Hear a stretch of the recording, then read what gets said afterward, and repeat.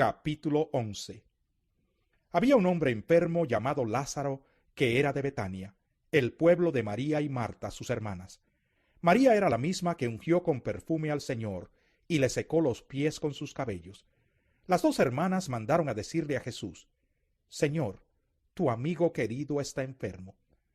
Cuando Jesús oyó esto, dijo: Esta enfermedad no terminará en muerte, sino que es para la gloria de Dios, para que por ella el Hijo de Dios sea glorificado. Jesús amaba a Marta, a su hermana y a Lázaro. A pesar de eso, cuando oyó que Lázaro estaba enfermo, se quedó 2 días más donde se encontraba. Después dijo a sus discípulos: Volvamos a Judea. Rabí, objetaron ellos, hace muy poco los judíos intentaron apedrearte, ¿y todavía quieres volver allá? ¿Acaso el día no tiene 12 horas? Respondió Jesús. El que anda de día no tropieza, porque tiene la luz de este mundo, pero el que anda de noche sí tropieza, porque no tiene luz. Dicho esto, añadió: Nuestro amigo Lázaro duerme, pero voy a despertarlo. Señor, respondieron sus discípulos, si duerme, es que va a recuperarse. Jesús les hablaba de la muerte de Lázaro, pero sus discípulos pensaron que se refería al sueño natural. Por eso les dijo claramente: Lázaro ha muerto, y por causa de ustedes me alegro de no haber estado allí, para que crean. Pero vamos a verlo. Entonces Tomás, apodado el Gemelo, dijo a los otros discípulos: Vayamos también nosotros para morir con él. A su llegada, Jesús se encontró con que Lázaro llevaba ya 4 días en el sepulcro. Betania estaba cerca de Jerusalén, como a 3 kilómetros de distancia, y muchos judíos habían ido a casa de Marta y de María a darles el pésame por la muerte de su hermano. Cuando Marta supo que Jesús llegaba, fue a su encuentro, pero María se quedó en la casa. Señor, le dijo Marta a Jesús, si hubieras estado aquí, mi hermano no habría muerto, pero yo sé que aún ahora Dios te dará todo lo que le pidas. Tu hermano resucitará, le dijo Jesús. Yo sé que resucitará en la resurrección, en el día final, respondió Marta. Entonces Jesús le dijo: Yo soy la resurrección y la vida. El que cree en mí vivirá aunque muera, y todo el que vive y cree en mí no morirá jamás. ¿Crees esto? Sí, Señor. Yo creo que tú eres el Cristo, el Hijo de Dios, el que había de venir al mundo. Dicho esto, Marta regresó a la casa y llamando a su hermana María le dijo en privado: El maestro está aquí y te llama. Cuando María oyó esto, se levantó rápidamente y fue a su encuentro. Jesús aún no había entrado en el pueblo, sino que todavía estaba en el lugar donde Marta se había encontrado con él. Los judíos que habían estado con María en la casa dándole el pésame, al ver que se había levantado y había salido deprisa, la siguieron, pensando que iba al sepulcro a llorar. Cuando María llegó donde estaba Jesús y lo vio, se arrojó a sus pies y le dijo: Señor, si hubieras estado aquí, mi hermano no habría muerto.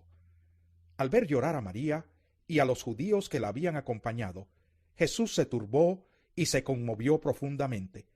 ¿Dónde lo han puesto?, preguntó. Ven a verlo, Señor, le respondieron. Jesús lloró. Miren cuánto lo quería, dijeron los judíos. Pero algunos de ellos comentaban: Este que le abrió los ojos al ciego no podría haber impedido que Lázaro muriera. Conmovido una vez más, Jesús se acercó al sepulcro. Era una cueva cuya entrada estaba tapada con una piedra. Quiten la piedra, ordenó Jesús. Marta, la hermana del difunto, objetó: Señor, ya debe oler mal, pues lleva 4 días allí. ¿No te dije que si crees verás la gloria de Dios?, le contestó Jesús. Entonces quitaron la piedra.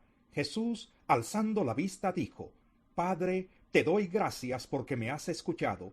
Ya sabía yo que siempre me escuchas, pero lo dije por la gente que está aquí presente, para que crean que tú me enviaste.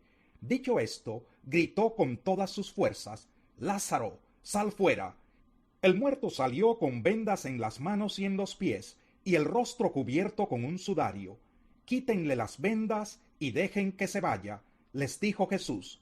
Muchos de los judíos que habían ido a ver a María y que habían presenciado lo hecho por Jesús creyeron en él, pero algunos de ellos fueron a ver a los fariseos y les contaron lo que Jesús había hecho, entonces los jefes de los sacerdotes y los fariseos convocaron a una reunión del consejo. ¿Qué vamos a hacer?, dijeron. Este hombre está haciendo muchas señales milagrosas.